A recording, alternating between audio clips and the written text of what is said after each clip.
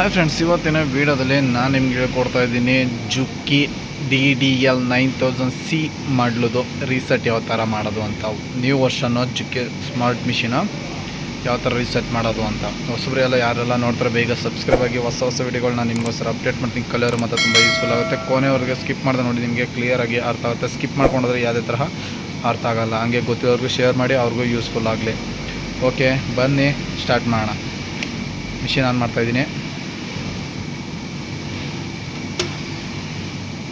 Okay, on ಮಾಡಿದ್ದೀನಿ.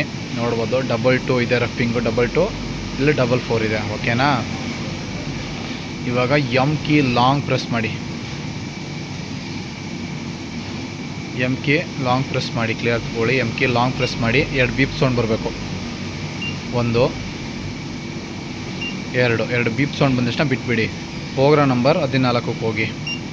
2 beep sound ಬಂದರೆ ನಿಮಗೆ ಪ್ರೋಗ್ರಾಮ್ ನಂಬರ್ 14 ಓಪನ್ ಆಗೋದು, ಇಲ್ಲ ಓಪನ್ ಆಗೋಲ್ಲ. ಪ್ರೋಗ್ರಾಮ್ ನಂಬರ್ 14 ಡಾಟಾ ಕ್ಲಿಯರ್ದು. ಓಕೆ, ಅದು ಬಂದಮೇಲೆ ಪೆನ್ಸಿಲ್ ಬಟನ್ ಕ್ಲಿಕ್ ಮಾಡಿ. ಇದರಲ್ಲಿ ಪುಲ್ಲರ್ ರೀಸೆಟ್ಟಿಂಗ್ ಆಗಿರ್ಬೋದು. Okay, plus or minus button ಇರುತ್ತೆ. Mechanic resetting, all data resetting ಬಂದ ತಕ್ಷಣ ಪೆನ್ಸಿಲ್ ಬಟನ್ ಕ್ಲಿಕ್ ಮಾಡಿ. ಎಸ್ ಆರ್ ನೋ ಅಂತ ಕೇಳುತ್ತೆ. ಎಸ್ ಅಂದರೆ ಈ ಬಟನ್ನು, ರೀಸೆಟ್ ಬಟನ್ ಒತ್ತಿ. ನಿಮಗೆ ರೀಸೆಟ್ ಆಯಿತು. ಮಿಷಿನ್ ಆಫ್ ಮಾಡಿ. ಮಿಷಿನ್ ಆನ್ ಮಾಡಿದ ತಕ್ಷಣ ನಿಮಗೆ ಲ್ಯಾಂಗ್ವೇಜ್ ಸೆಲೆಕ್ಟ್ ಕೇಳುತ್ತೆ. Language select plus or minus. Okay, ನೋಡಿ ಇಂಗ್ಲೀಷ್ ಬೇಕಂದ್ರೆ ಇಂಗ್ಲೀಷ್ ಬಂದ ತಕ್ಷಣ ಬ್ಯಾಕ್ ಹೊಡೀರಿ. ನೋಡಿ 4 ಓಕೆ ಅಂದರೆ ಫುಲ್ ಡಾಟಾ ರೀಸೆಟ್ ಆಯಿತು. ಓಕೆ, ನಾನು ಕೊಟ್ಟಿರೋ ಮಾಹಿತಿ ಇಷ್ಟ ಆಗಿದರೆ ಲೈಕ್ ಮಾಡಿ.